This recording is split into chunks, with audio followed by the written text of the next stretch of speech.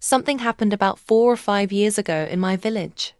A terrifying rumor had spread like wildfire. Someone was sneaking into homes at night and cutting women's clothes. The most disturbing part? He seemed to target their undergarments. Fear gripped the entire village. Every night, people bolted their doors and whispers filled the air. Who was this mysterious intruder? No one had ever seen him. Some claimed he wasn't alone, that a group of people were behind these acts. Others believed they smeared black oil on their bodies to avoid being caught.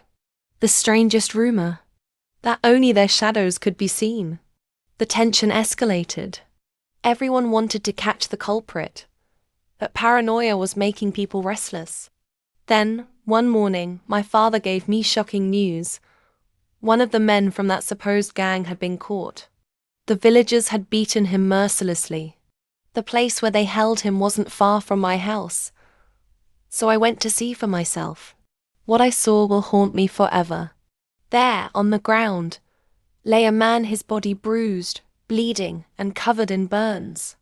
He looked mentally unstable, unable to form words properly. His lips quivered as he tried to speak, but before he could, someone would strike him again. His eyes pleaded for mercy, but the crowd showed none. I felt tears welling up. Something inside me screamed that he was not the criminal they thought he was. A few hours later, the truth came out. The man wasn't part of any gang. He wasn't even a criminal. He was the mentally challenged son of a villager from a nearby town. He had lost his way and accidentally wandered into our village. Frightened by the barking dogs, he had hidden inside a house, unaware that this single action would seal his fate.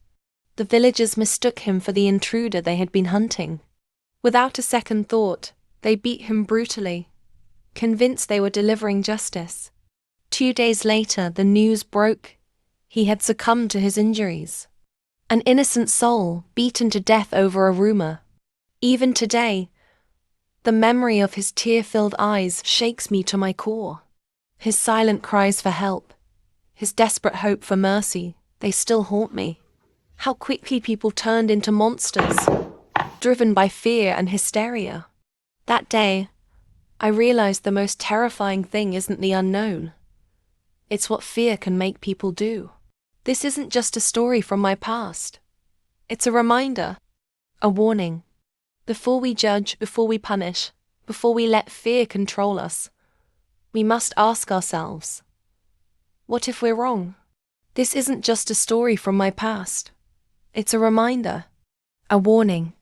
Before we judge, before we punish, before we let fear control us, we must ask ourselves, what if we're wrong? Because sometimes the real crime isn't what we think it is. It's what we do in the name of justice.